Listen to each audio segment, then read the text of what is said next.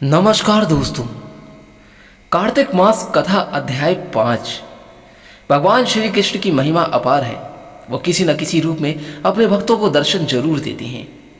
अगर कोई भी भक्त उनके सच्चे मन से भक्ति करता है तो वो हर संभव उनकी सहायता जरूर करते हैं। अगर सच्चे मन से पूरी तरह समर्पित भाव से भगवान की भक्ति की जाए, शुद्ध बुद्ध खोकर अगर सिर्फ भगवान का ही ध्यान किया जाए, सब कुछ मोह माया त्याग कर अगर केवल प्रभु में ही मन लगा लिया जाए, तो भगवान अपने भक्त को कभी संकट में नहीं रहने देते, उसे हर संकट से तार देते। आज के अध्याय का शुभारंभ श्री भगवान कृष्ण के एक चमत्कारिक कहानी से करेंगे। अगर आज यह आपको कहानी और कथा अगर आपको अच्छी लगती है तो आपसे अनुरोध है कि एक बार इस वीडियो को लाइक करके हमारे चैनल को सब्सक्राइब करना बिल्कुल मत भूलिएगा और कमेंट बॉक्स में जय श्री कृष्ण जरूर लिखिएगा। दोस्तों, भगवान श्री कृष्ण की जन्मभूमि में हर जगह आपको कुछ न कुछ आश्चर्य ऐसे जरूर दिखाई देंगे जो भगवान से ही जुड़े हैं। कहा जाता है कि इसकी वजह यहाँ कण कण में भगवान कृष्ण का वास माना जाता है। वृंदावन में भी आपको ऐसे बहुत सारे आश्चर्य दिखाई देंगे। यहाँ पर कई संत भी हुए, ऐसे संत जिनके चमत्कारों के किस्से हमेशा सुनाई देते हैं। आज भी अनेकों संत वहाँ पर हैं जिनके आश्चर्य चमत्कारों को यहाँ आने वाले श्रद्धालु अक्सर देखा करते हैं। आज ऐसे ही एक चमत्कार है जो पागल बाबा का मंदिर और उनके पागल बाबा है। पागल बाबा और उनके इस मंदिर के निर्माण की कहानी बहुत ही दिलचस्प है, आपको जरूर सुननी चाहिए। पागल बाबा मंदिर मथुरा वृंदावन मार्ग पर स्थित है। इसके बारे में कथा पूरे जनमानस में आज भी बहुत प्रचलित है। इसके अनुसार एक गरीब कृष्ण भक्त ब्राह्मण दिन भर ठाकुर जी का नाम जपा करता था।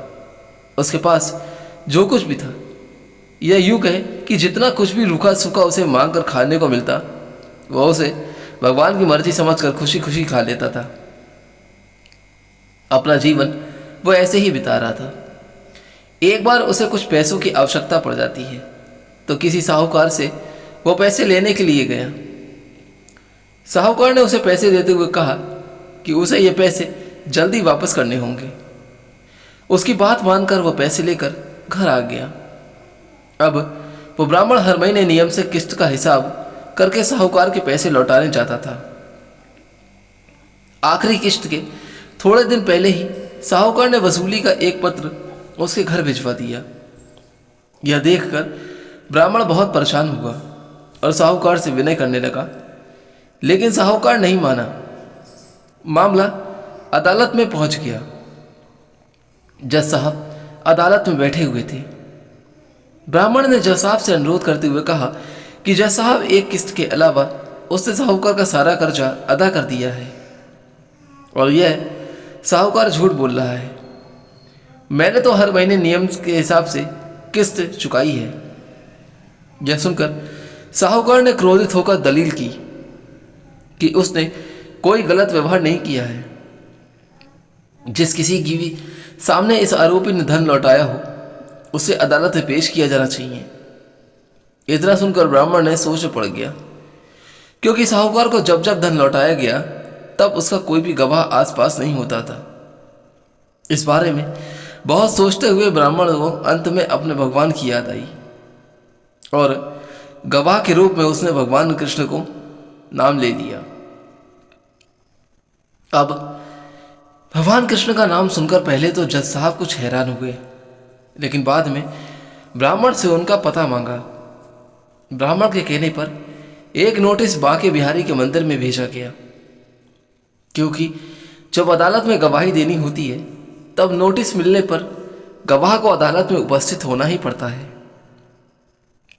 अब पेशी की अगली तारीख पर एक बूढ़ा आदमी कोर्ट में पेश हुआ और ब्राह्मण की तरफ से गवाही देते हुए कहने लगा कि जब ब्राह्मण साहूकार के पैसे लौटाने जाता था तब मैं उसके साथ ही हुआ करता था।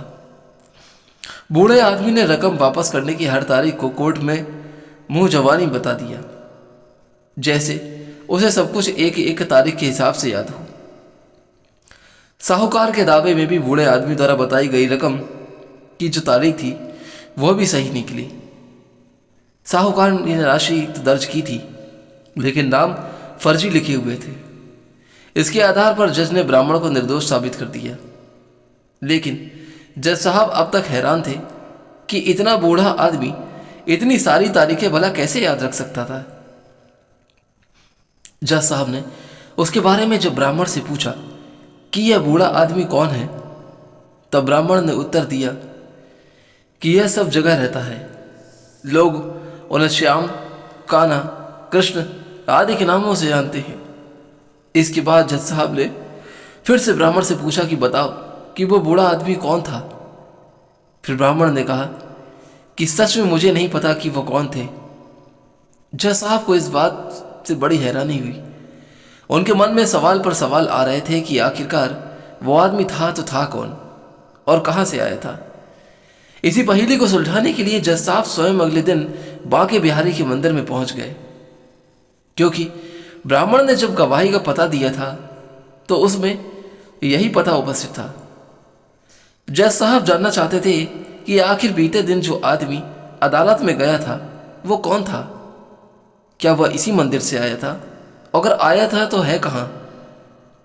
मंदिर के पुजारी से जब जज साहब ने पूछा और सारे घटनाक्रम की जानकारी दी और बात की, तो पुजारी जी ने बताया कि जो भी चिट्ठी पत्री यहाँ आती है उसे भगवान के चरणों में रख दिया जाता है। जज साहब ने उस बूढ़े आदमी के बारे में भी पूछा, लेकिन पुजारी जी ने कहा कि ऐसा तो कोई भी आदमी यहाँ नहीं रहता। यह सब बातें सुनने के बाद जज साहब को लगा कि हो ना हो वे साक्षात और कोई नहीं बल्कि श्री कृष्ण ही रहे होंगे। इस घटना का जज साहब पर इतना असर पड़ा कि अपने आप को धन्य मानते हुए उन्होंने अपने पद से ही इस्तीफा दे दिया और घर परिवार भी छोड़ दिया और स्वयं एक संत बन गए। भगवान कृष्ण की भक्ति में रम गए। स्थानीय लोगों का मानना है कि बहुत साल बाद वह जज पागल बाबा के नाम से वृंदावन में वापस लौटे और उन्होंने पागल बाबा मंदिर का निर्माण कराया। तब से आज भी यह मंदिर पागल बाबा मंदिर के नाम से प्रसिद्ध है। इस मंदिर के निर्माण के बारे में एक और मान्यता है कि जब जज साहब को पता लगा कि उनके सामने साक्षात श्री कृष्ण ही अदालत में पेश हुए हैं, तब से वह श्री कृष्ण को ढूंढने के लिए इतने अधीर और इतने बेचैन हो गए थे कि अपनी सुध-बुध खो बैठे थे। इस घटना ने उन्हें इतना बेचैन कर दिया था कि इतना व्याकुल कर दिया कि क्या कहा जाए। कहते हैं कि वह स्वयं ही पागल से हो गए थे। इसके बाद वह जब भी किसी भंडारे में जाते, वहां से पत्तलों की जूठन उठाते और उसमें से आधा जूठन ठाकुर जी को अर्पित करते और आधा खुद खा जाते थे। उन्हें ऐसा करते देख लोग उनके विरुद्ध हो गए थे। लोगों ने उन्हें मारना पीटना भी शुरू कर दिया था। वह ये कहते थे कि ये जूठा खाना भगवान को खिलाते हैं, लेकिन वह अपनी सुध-बुध खोकर हर दिन भंडारों का जूठन खुद खाते और भगवान को भी खिलाते रहते। हार कर लोगों ने उन्हें पागल के रूप में मान लिया और अब धीरे धीरे उनका नाम ही पागल बाबा पड़ गया। कहा जाता है दोस्तों कि उनसे परेशान होकर लोगों ने एक बार उनके खिलाफ एक योजना भी बनाई, जिसके अनुसार लोगों ने भंडारे में अपनी पत्तलों में से कुछ भी नहीं छोड़ा ताकि वह ठाकर जी को जूठन ही ना खिला सके। लेकिन पागल बाबा तो आखिर पागल बाबा ठहरे। उन्होंने वह सारी पत्तलों में से पोंछ पोंछ कर जितने भी जूठन हो पाई उन सब का एक निवाला बना लिया और अपने मुंह में डाल दिया। लेकिन इस आपाधापी में इस बार वह ठाकुर जी को भोग लगाना भूल गए। इस बात का एहसास होते ही बिना ठाकुर जी को भोग लगाए ही वे निवाला मुंह में रख कर खा गए। उन्हें लगा कि अगर वो पहले खा लेंगे तो ठाकुर जी का अपमान हो जाएगा और अगर ये निवाला बाहर छोड़ दिया तो अन्न का अपमान हो जाएगा। अब वो निवाला मुंह में लेकर ठाकुर जी के चरणों का ध्यान करने लगे।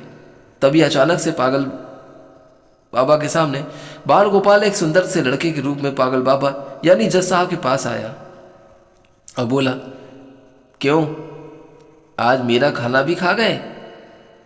यह सुनकर जज साहब की आंखें आंसुओं से भर गईं और बोले, ठाकुर जी बड़ी भूल हो गई, मुझे माफ कर दो। ठाकुर जी ने भी मुस्कुराते हुए कहा कि आज तक तुमने मुझे लोगों का झूठा खिलाया है, किंतु आज अपना ही झूठा खिला दो। जज साहब की आंखों से आंसू रुकने का नाम ही नहीं ले रहे थे। और कहते हैं कि इस घटना के बाद से जो पागल बाबा थे उनको मानने वाले लोगों की संख्या बढ़ गई। इसके बाद बाबा ने एक विशाल मंदिर की स्थापना का प्रण लिया और विशाल भंडारे का आयोजन किया। अपार जनसमूह उमड़ा, लेकिन बाबा का भंडारा खाली होने का नाम ही नहीं ले रहा था। बाबा ने मंदिर में एक विशाल रसोई बनवाई और मंदिर के नीचे विशाल भंडार घर बनवाया। उसी समय आयकर विभाग ने छापा मारा कि इतना अनाज और भंडारे का सामान कहाँ से आ रहा है। बाबा का चमत्कार तब भी हुआ जब पूरी टीम भंडार घर में घुसी तो उसे वहाँ कुछ भी नजर नहीं आया और वे आश्चर्यचकित हो गए कि जब यहाँ कोई सामान ही नहीं है तो इतना विशाल भंडारा कैसे चल रहा है। हैरान परेशान होकर आयकर के अधिकारी वहाँ से चले गए। पागल बाबा को समर्पित यह विशाल मंदिर आज भी वृंदावन में मौजूद है। कहा जाता है कि यहाँ से कोई भी भक्त खाली हाथ नहीं जाता। यहाँ भक्तों की हर मनोकामना पागल बाबा और उनके कन्हैया जी जरूर सुनते हैं। तो कैसी लगी आपको आज की यह कहानी? अगर यह कहानी आपको अच्छी लगी हो तो अपना कमेंट आप इस कथा में जरूर कीजिएगा। एक बार प्रेम से बोलिए जय श्री कृष्ण, राधे राधे। कमेंट बॉक्स में एक बार जय श्री कृष्ण जरूर लिखना न भूले दोस्तों। आप सुनिए आगे का अध्याय। इससे पहले के अध्याय में जब श्री भगवान कृष्ण ने सत्यभामा जी को उनके पूर्वजन्म का वृत्तांत सुनाया था, तब यह कथा सुनकर समस्त ऋषि मुनियों ने श्री सूर्य जी महाराज से कहा, हे सूर्य जी महाराज, अब आप कृपा करके कार्तिक मास और तुलसी जी के महात्म्य का वर्णन भी कीजिए। तब यहाँ पर सूर्य जी बोले कि हे ऋषियों, जो प्रश्न आपने मुझसे किया है यही प्रश्न राजा पृथु से नारद जी ने किया था, और जो उत्तर नारद जी ने महाराज पृथु को दिया था वही आज मैं आपको सुना रहा हूँ। तो आप एकाग्रचित होकर सुनो। एक दिन राजा पृथु ने श्री नारद जी से पूछा कि हे देवर्षि, भगवान को तुलसी इतनी प्यारी क्यों है? आप कृपा करके इसका महात्म्य भी सुना दीजिए। राजा पृथु की एक बात सुनकर देवर्षि नारद कहने लगे कि एक समय देवराज इंद्र से बहुत से देवताओं और अप्सराओं सहित देवों के देव श्री महादेव जी के दर्शन कैलाश पर्वत पर गए। वे सभी कैलाश पर्वत पर पहुंचे तो उन्होंने भारी आकार और भयंकर नेत्रों वाले एक विशाल काय पुरुष को देखा। तब देवराज इंद्र से उनसे पूछा कि तू कौन है और भगवान शिव कहाँ है? देवराज इंद्र के कई बार पूछने पर भी उसने कोई उत्तर नहीं दिया। तब देवराज जी को बड़ा क्रोध आया। मारे क्रोध के देवराज इंद्र ने अपना वज्र उसके कंठ पर दे मारा, जिससे उसका कंठ नीला हो गया, परंतु साथ ही इंद्र का वज्र भी भस्म हो गया। फिर उसकी आंखों में प्रचंड ज्वाला प्रकट हुई और उस समय ऐसा प्रतीत हो रहा था मानो यह ज्वाला देवराज इंद्र सहित सारे संसार को जलाकर भस्म कर देगी। ऐसी भयानक परिस्थिति को देखकर यदि देवगुरु बृहस्पति जी तथा देवराज इंद्र आदि सभी देवता नतमस्तक होकर भगवान शिव की स्तुति करते हुए कहने लगे, हे देवों के देव श्री महादेव, हे त्रिपुरासुर और अगासुर का विनाश करने वाले,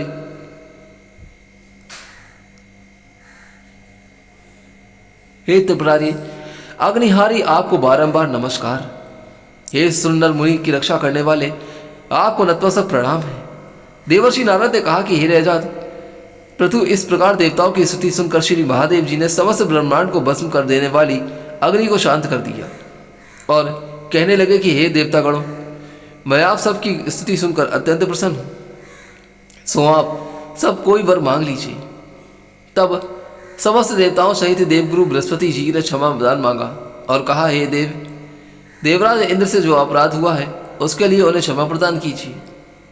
श्री बृहस्पति जी की स्तुति सुनकर पुनः देवादिदेव श्री महादेव जी बोले और कहने लगे, मैंने इंद्र का अपराध क्षमा कर दिया है और उन्हें जीवन दान भी दे दिया है।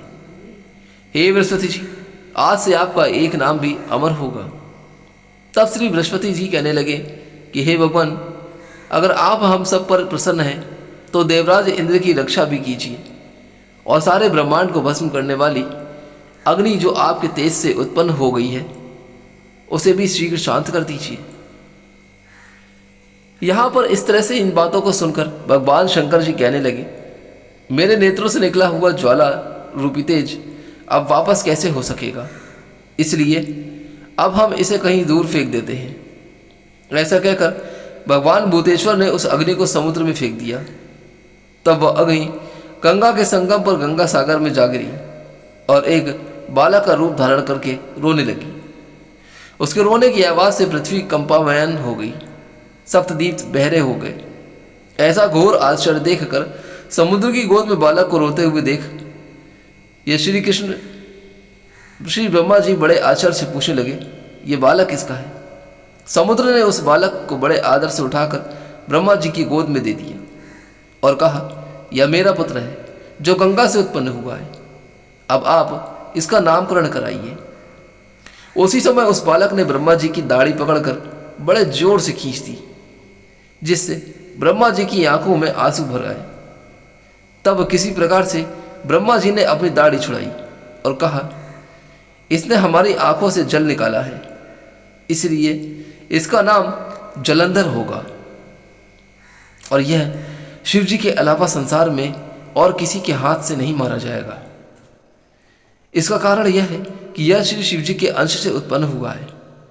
यही सुनते ही वह बालक युवा हो गया। तब ब्रह्मा जी ने शुक्राचार्य जी को बुलाकर उसका राज्याभिषेक कराया और तब ब्रह्मा जी वहां से अंतर्ध्यान हो गए। सिंधुराज ने कालनेमी की पुत्री वृंदा के साथ जलंधर का विवाह कर दिया। वृंदा अति सुंदर थी और सारे ब्रह्मांड में प्रथम सती और पतिव्रता स्त्री। परम सुंदर स्त्री पत्नी पाकर जलंधर बहुत प्रसन्न हुआ, इसलिए आनंद से अब उसके दिन बीतने लगे। जब जब जलंधर घर में आता तो वृंदा स्वयं अपने हाथों से पंखा करती, पाँव दबाती। इस प्रकार वह अपने पति को नारायण समझकर उसकी सेवा किया करती थी। देवर्षि नारद जी बोले कि हे राजन, अब मैं पतिव्रता स्त्रियों के कुछ लक्षण सुनाता हूँ। पतिव्रता स्त्री अपने पति के दुखों में दुखी और पति के सुखी में सुखी रहती है। पति के परदेश जाने पर विरह वेदना का अथाह दुख सहन करती है। अपने पति के पाप पुण्य में आधे की भागीदार होती है। इसलिए कहते हैं कि स्त्री अर्धांगिनी कहलाती है। और जो स्त्री अपने मृत पति के साथ शमशान भूमि तक जितने कदम उठाकर जाती है, उसका एक एक कदम एक एक यज्ञ का पुण्य फल प्राप्त होता है। ऐसी स्त्री अपने माता पिता और पति इन तीनों कुलों को पवित्र कर देती है। जिस प्रकार कहते हैं कि सपेरा सर्प को बिल से बाहर निकाल देता है, ठीक उसी प्रकार पतिव्रता स्त्री सती नारी अपने पति को नरक से निकाल लेती है। जलंधर की कथा पर वापस आते हुए देवर्षि नारद ने आगे कहा कि हे राजा, पृथु देवताओं के भय से भयभीत होकर जो दैत्य पाताल लोक में भाग गए थे, वे जलंधर का अभय पाकर फिर से पृथ्वी पर आकर निर्भय घूमने लगे। उसी समय जलंधर ने राहु के कटे हुए सिर को देखा और उसने शुक्राचार्य जी से इसका रहस्य पूछा। तब उन्होंने समुद्र मंथन के समय देवताओं द्वारा अमृत को छले जाने का वृत्तांत उसे कह सुनाया और उसे सारी बात विधिवत रूप से बताई। यह वृत्तांत सुनने के बाद इस प्रकार अपने पिता का मंथन और देवताओं द्वारा दैत्यों का अपमान सुनकर जलंधर को बड़ा क्रोध ही आया। क्रोध में भरे हुए जलंधर ने अपने एक दूत को बुलवाया और देवताओं के पास भेजा। दूत ने न तो अपना मस्तक झुकाया और न नमस्कार किया, बल्कि गरज कर कहा कि दैत्यराज जलंधर ने जो कुछ कहकर भेजा है वह सब कान खोल कर सुन लो। उन्होंने कहा है कि मेरे पिता समुद्र का मंथन करने जो 14 रत्न तुमने लिए हैं उन पर तुम्हारा कोई भी अधिकार नहीं है। भलाई इसी में है कि वह रत्न तुम हमें वापस लौटा दो। दूत के समय ऐसी बातें अभिमान पूर्ण शब्द सुनकर देवराज इंद्र भयभीत हो गए और विस्मय के साथ बोले, समुद्र सदैव हमारे शत्रु दैत्यों की रक्षा करता है, इसलिए हमने जो रत्न लिए हैं उस पर दैत्यों का कोई भी अधिकार नहीं है। दूत ने देवराज के ऐसे वचन को सुनकर वापस लौटाकर जलंधर को उत्तर सुना दिया। इसे सुनकर जलंधर को बहुत ही क्रोध आया और वह देवताओं को जीतने का उपाय सोचने लगा। उसने सभी दिशाओं में दूत भेजकर और पाताल में भी संदेश देकर समस्त दैत्यों को बुला लिया। शुंभ और निशुंभ को दैत्य दल का सेनापति बना दिया गया। उन्होंने दैत्य दल सहित नंदन वन में जाकर देवराज इंद्र जी की अमरावतीपुरी को चारों ओर से घेर लिया। तब वहां देवराज की इंद्र की आज्ञा से देवता भी युद्ध करने के लिए तैयार होकर युद्ध के मैदान में आ गए और अनेक प्रकार के शस्त्रों से दैत्यों और देवताओं में भीषण युद्ध शुरू हो गया था। ऐसा युद्ध जब चल रहा था तो दोनों पक्ष एक दूसरे को मारकर गिराने लगे और सब और रक्त की धार बहने लगी। मरकर गिरे हुए हाथियों और घोड़ों से पृथ्वी भर गई। जो दैत्य युद्धभूमि पर गिरकर मर जाते थे उन्हें शुक्राचार्य अपनी संजीवनी विद्या से जीवित कर देते थे। उधर देवगुरु बृहस्पति जी द्रोणाचल पर्वत की दिव्य जड़ी बूटियों का प्रयोग करके देवताओं को दोबारा जीवित करने लगे। जब देवगुरु बृहस्पति जी द्वारा दी गई जड़ी बूटियों के प्रयोग से देवताओं को जीवित करने का समाचार दैत्यराज जलंधर को पता चला, उसे सुना तो उसे समस्त बलशाली दैत्यों को एकत्र करके आज्ञा दी कि द्रोणाचल पर्वत उठाकर समुद्र में फेंक दो। यह आज्ञा जलंधर ने दैत्यों को दी थी। जलंधर की आज्ञा को पाते ही दैत्यों ने द्रोणाचल पर्वत उठाकर समुद्र में फेंक दिया और फिर घोर युद्ध आरंभ कर दिया। दोबारा प्रारंभ हुए युद्ध में बहुत से देवता मारे गए। तब देवगुरु बृहस्पति जी एक बार फिर से संजीवनी बूटी लेकर द्रोणाचल पर्वत पर गए और वहां पर पर्वत को न पाकर और देवताओं को हार कर होते हुए देख देवगुरु वहां घबरा गए। इसके बाद जो भी कुछ हुआ उसका वृत्तांत आप आगे आने वाली वीडियो में जरूर सुनिएगा। प्रेम से बोलिए जय श्री कृष्ण, राधे राधे। दोस्तों, आशा करता हूं कि यह कथा आपको जरूर अच्छी लगी होगी। हम अनुरोध करते हैं आपसे कि यह कहानी अगर आपको अच्छी लगी हो तो इस कथा को एक बार लाइक करके हमारे चैनल को सब्सक्राइब करना बिल्कुल ना भूलें। आज्ञा दीजिए, चलता हूं यहां से, फिर से मिलता हूं अपने आने वाली आगे अध्याय की कथा को लेकर। आने वाले आगे की अध्याय का वृत्तांत आप जरूर सुनिएगा। तब तक के लिए आप अपने जीवन में खुश और स्वस्थ रहिए। एक बार प्रेम से बोलिए जय श्री कृष्ण, राधे राधे, जय श्री राम।